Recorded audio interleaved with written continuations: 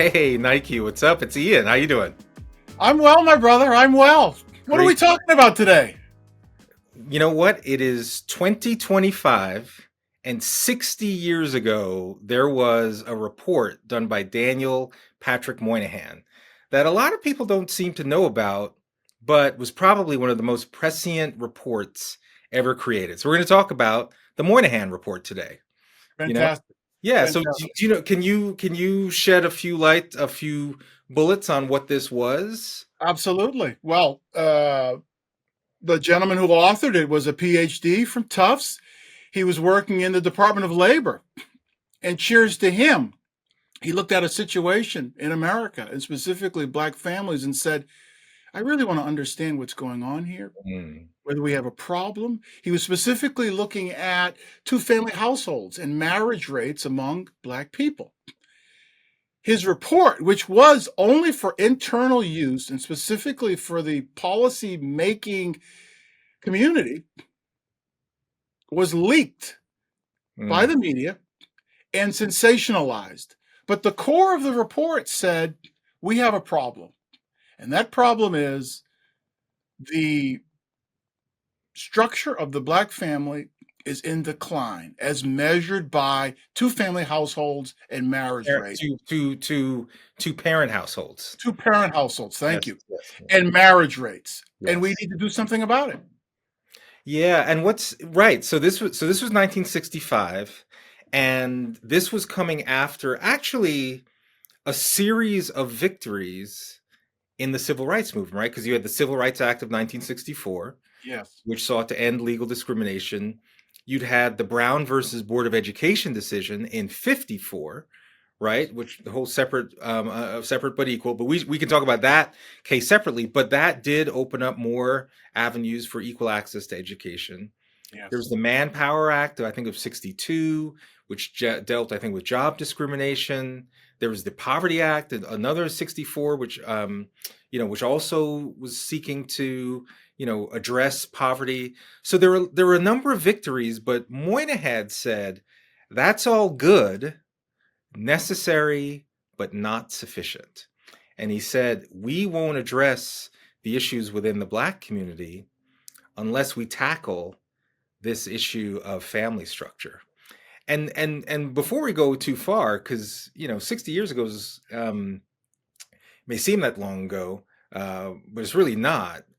But what's interesting about in 65, the majority of Black Americans were actually doing okay. Vast majority. Vast majority were in the middle class. 75%, right? Married, Yes, two-parent household. What we wouldn't give for those numbers today. right. I mean, specifically, the non-marital birth share in the Black community in 1965 in this report was 23.6%. So basically, 1 in 4 babies Black babies were born outside of marriage. But Moynihan said, look, the vast majority of Black folks are doing great, but there's this segment where there's kind of this entrenched poverty, Yes. right? Entrenched disadvantage. In the report, he says, at the center of the tangle of pathology in the Black community is the weakness of the family structure. Once or twice removed, and I'm reading from the report now, Yes. once or twice removed, it will be found to be the principal source of most of the aberrant, inadequate, or antisocial behavior that did not establish but now serves to perpetuate the cycle of poverty and deprivation, end quote. Elsewhere in the report, he actually talks about the legacy of slavery was the impetus for a lot of the sort of initial turmoil within the Black community. But now he was saying family structure was a force unto itself. And so what happened when it was leaked? Well, it could be 2025 or it could be Yeah. 1965. The Mhm. media took bits and pieces from the report, sensationalized aspects of the report, and helped to build a narrative that said that Moynihan was attacking the victim, that Moynihan was ignoring systemic racism, ignoring housing and work discrimination, and putting the entire burden for the shortcomings of Black people on Black people, which obviously was not what he in fact was doing. But that's what became of the report, and that's in part, Ian, right, why people don't know about the report today. It Yeah. got buried in many ways. Yeah, I mean, and again, like it's really interesting to take words from the report itself because Moynihan he acknowledged systemic discrimination. He acknowledged in the report the impact of slavery. But in 1965, as I just mentioned, there was a Civil Rights Act. So there was legislation passing, there was a movement in the country, there was an appetite for this idea of true equality. And in the report, he says, it may be put as a general proposition that the laws of the United States now look upon any such unequal treatment of Negroes. That was the term at the time. Any such unequal treatment of Negroes, the law of the United States looks at any such unequal treatment of Negroes as obnoxious, and that the courts will strike it down wherever it appears. So Moynihan was saying, look, the courts are now on our side. You Yes. know, we get it. There's this, but things have changed, and yet there are people who, just as you said, if even people watching this episode today may say, "There you guys go again. You're blaming Black single moms for all the issues that are really caused by systemic racial bias." That's true. They absolutely will say that. And I will take a slightly maybe left position here to say that in 1965, housing discrimination, work discrimination, educational opportunity discrimination, I'll label it, those were real things that held people back. Before we started this conversation, I made the point to you, our mom and dad were disadvantaged. No question about it. Yep. Um, But do you think they viewed themselves as such? um, I think they accepted certain things as reality, and it limited their ability to reach the highest levels.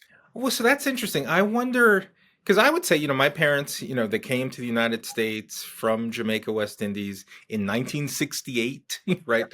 A particularly tumultuous year in race relations, but they knew what they were walking into, right? They knew, I mean, they literally were watching race riots occur in the country, and yet they still felt that this was the right place for them and their two sons.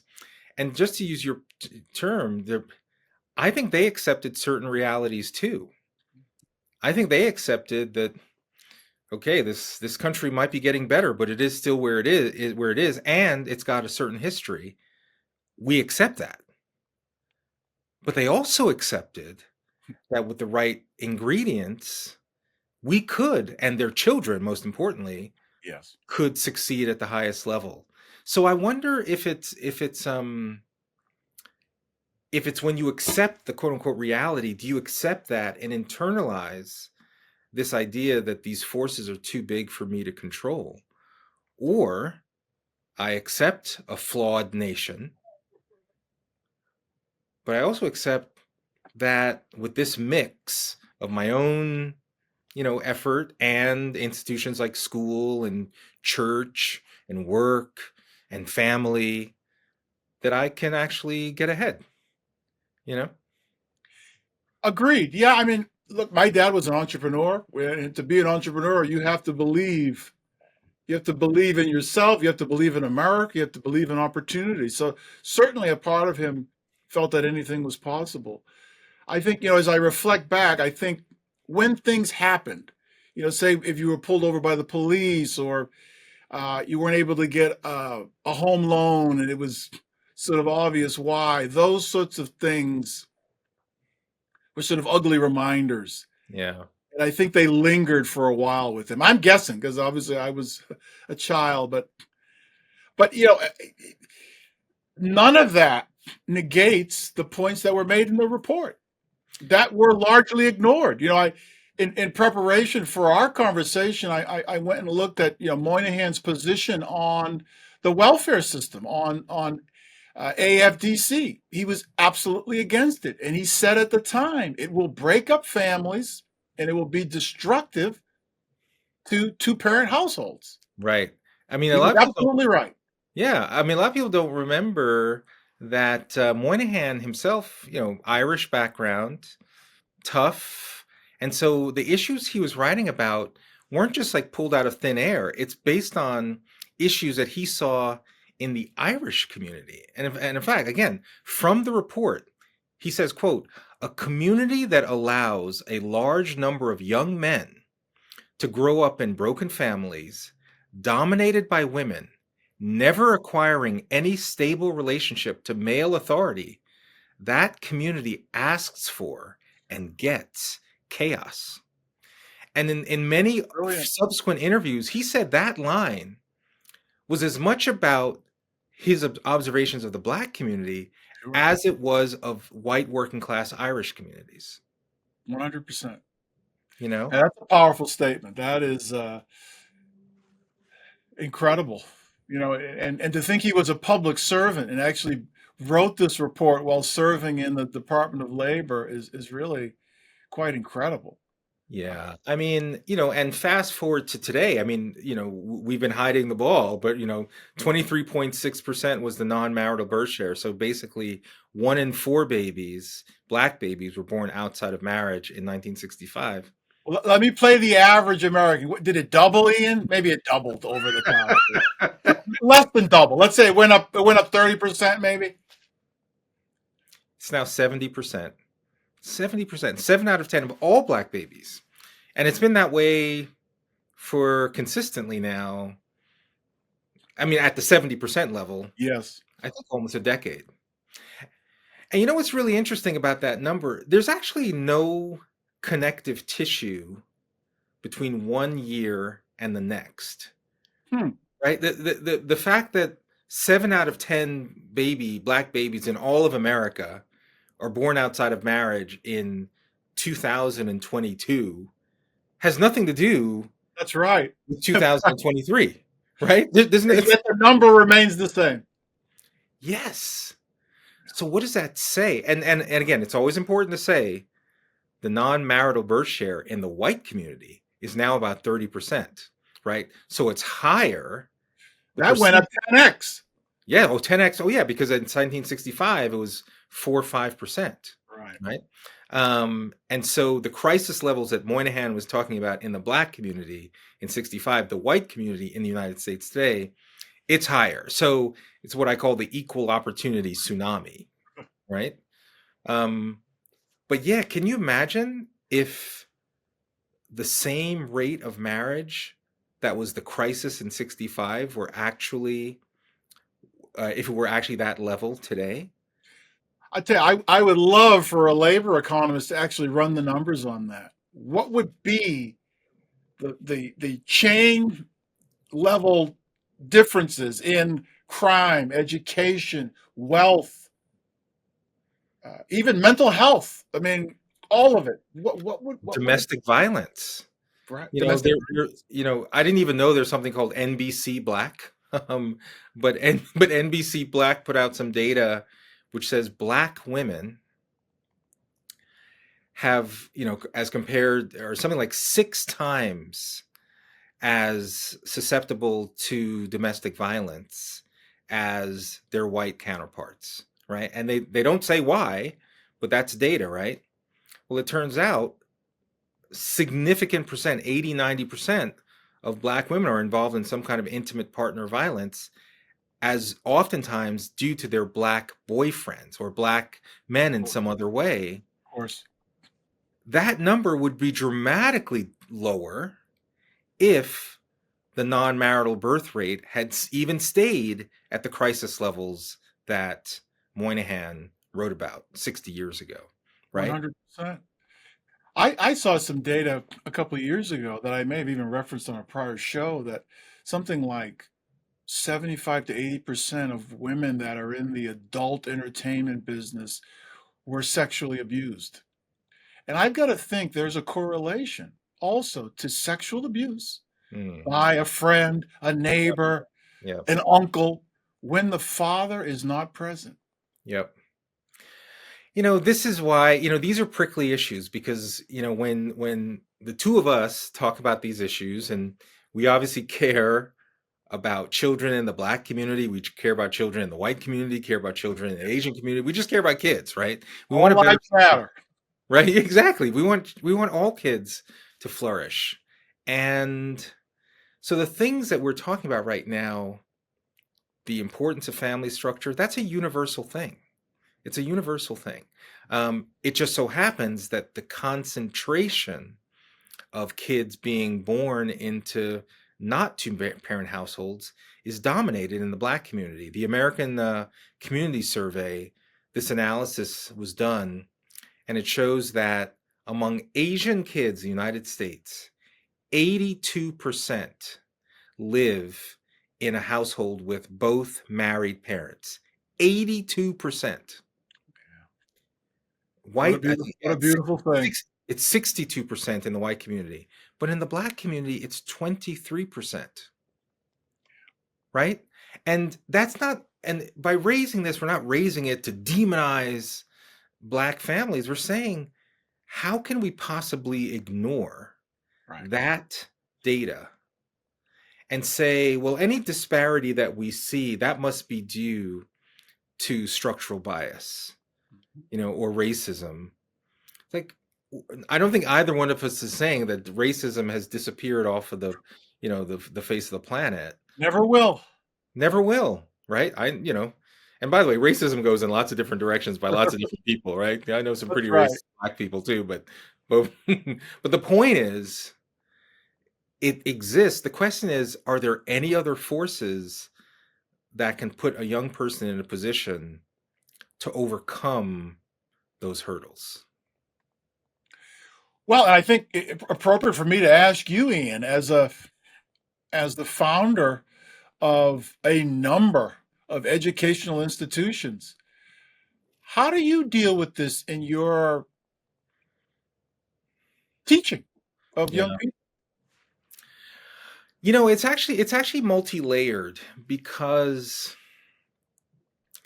if you hear the message over and over and over and over again that you live in a country or you live in a system that's rigged against you, because of your skin color, you actually have to undo a lot.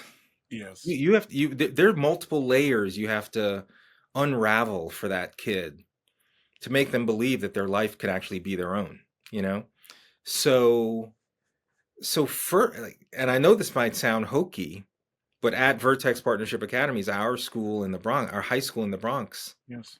the first thing that every kid memorized, so every morning at our assembly, a morning advisory, every kid recites the preamble to the Constitution. We the people, right? And the reason we chose that is that so the Constitution is obviously one of the founding documents, and Alexis de Tocqueville, has this the person who observed Frenchman who observed the United States and wrote Democracy in America. So 150 plus years ago, he wrote this book, and he said, you know, the greatness of America lies not in being more enlightened than any other nation, but rather in her ability to repair her faults. Right? This beautiful line, It's right? And incredible. I've always taken that phrasing to believe that when he was observing America, he was saying, you know what? Look, it's not perfect, but it has the ability to repair her faults, right? And in that, I take that to mean the Constitution, the founding documents, the Bill of Rights, the Declaration of Independence, that those are the tools of self-renewal and self-betterment. And so the reason our students recite the preamble to the Constitution every morning is that I want them to believe we, the people, we have control of our destiny, that the tools of self renewal and self betterment, in the same way they exist within the country of America, they also exist within each one of ourselves. Right? So that's one of the first lessons. We want our kids to believe they live in a good, if not great country that isn't perfect, but it's constantly getting better, right? And And just one so, question, Ian, on this. Do you ever have parents coming back to you referencing that their children have taken on this we the people mindset and mentality? we haven't heard that explicitly, but we certainly have heard from parents that this idea that our kids just seem far more empowered, far more like clear about what they want, like we just did a series of interviews today actually in class, and several of our students they're talking about, I want to be a neuroscientist and here's why, and it's because they're on the biomedical science pathway within Vertex, right? Or another student who's doing early childhood development in Montessori said, I'm really interested in working with children. And so it's like they have a direction, but it's not just a direction based on like whatever. It's actually based on a clear sense of what they've learned, what they feel that they've got the capacity to achieve. So, and I think parents are very happy with that. So there's a grounding, there's a moral grounding when they speak about what they want in their own future. Love it. But please continue. You said there were a couple of layers to. Yeah. So the first layer is just helping our students believe that they live in a country that's, not hostile to them, that actually may have its flaws, but has the tools of self-renewal. I feel that that phrasing is so important, that the country's getting better, you're getting better. There's a great line in Hamilton, I'm just like my country, I'm young, scrappy, and hungry. If you remember Hamilton. And there is this kind of symbiosis that which I find really powerful to because if you listen to a lot of progressive ideology, the messaging is that America, down to its core is hostile to you based on your race. And so anyway, so that's one thing that we have to undo, right?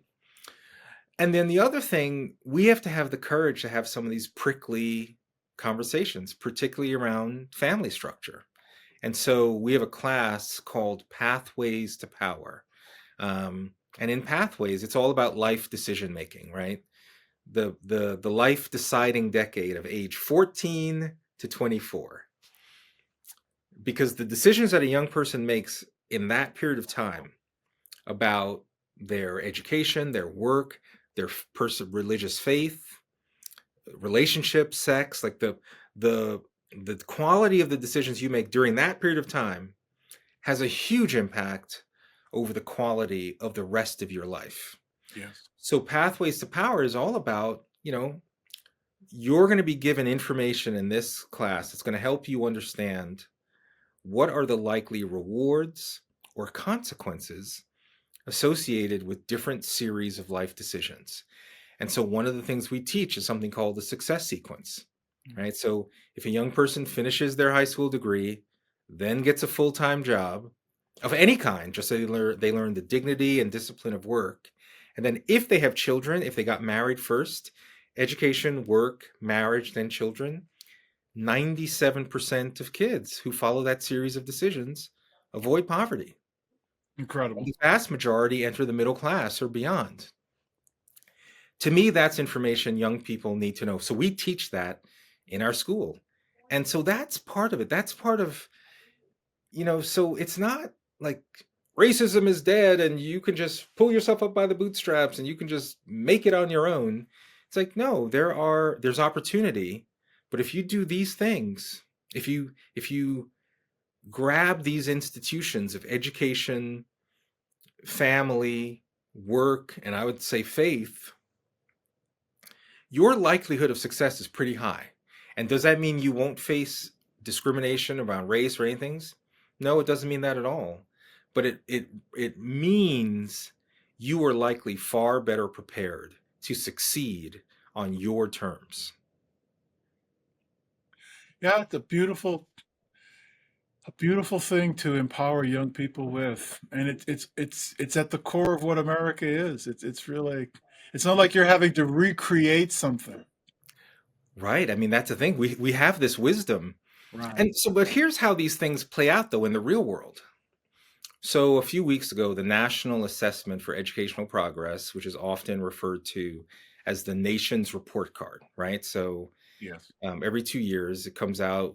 How many kids are reading at grade level at fourth grade, eighth grade, within, English and math. There's science. There's history. So the data just came out a few weeks ago, and it's horrific, right? It's horrific for the entire country. Something like maybe 38% of all kids in the United States are across race are reading at grade level, right? So it's horrible. But in the Black community, it is. I mean, it's mind-bogglingly horrific, right? So, in the Black community, among fourth graders, the highest performing state is Texas, right? 27% of Black fourth graders in Texas are reading at grade level. Wisconsin, it's 5%, right? So, of course, many people who see that, they say, well, there it is.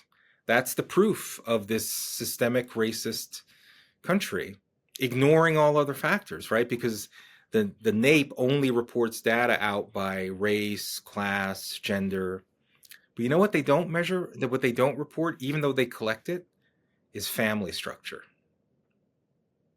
Right? Fascinating, right?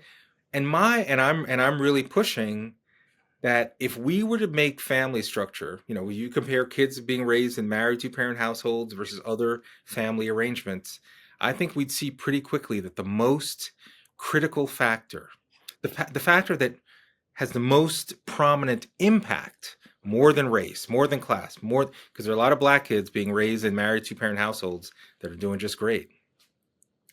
But that's got to be reported on by NAEP, right? That's got to become a data category in the same way that all the other usual suspects are. We have to assume that when their data came back, they all sat around a nice table and made the decision to not publish that data that was in front of them because it would, going back to the Moynihan Report, blame the victim.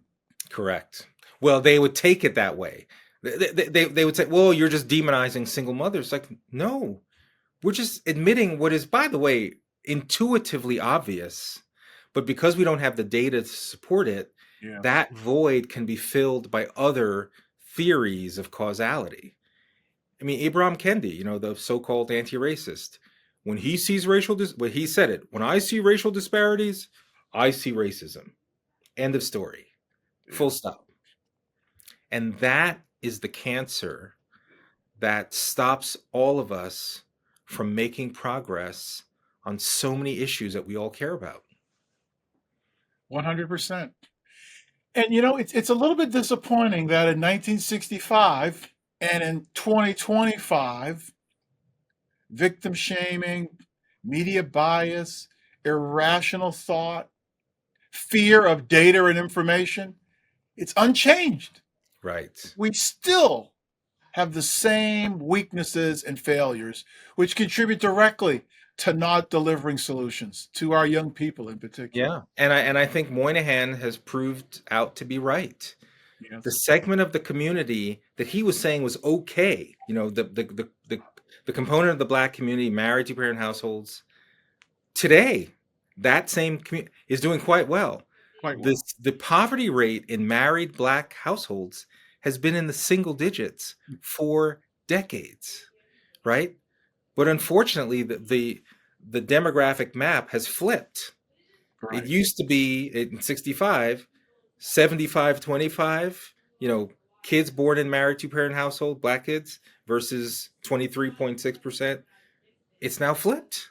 Only 30% of kids, Black kids, are being born. So he was right. And it's now up to all of us to have honest conversations with ourselves. And as I said before, this isn't just an issue in the Black community. It now permeates American culture. 40% of all babies across race are born outside of marriage. But we can do something about it. It doesn't have to be this way. Well said, Ian. And you certainly are doing something about it. And I look forward to the years and the decades passing as your students enter this world equipped and ready to take advantage of all the incredible opportunities that exist in this magnificent country. And you must be celebrated for that. Oh, well, all of us. So The very first thing is important. The first thing is, let's have the courage to have a conversation, right? That's it has to start there, without an assumption, whether it be Moynihan in 65 or Fajors and Rowe in 2025. We want to get to a better solution for kids, and that has to start with honest conversation. Well said, brother. All right. Well, thank you, our listeners, to listening to another episode of The Invisible Men. If you want to catch other episodes, you can go to www.invisible.men, or you can listen on wherever your Spotify, your Apple Podcasts. We're everywhere. So until next time, Nique, as always, great to see you. Great seeing you, Ian. Thank you. All right.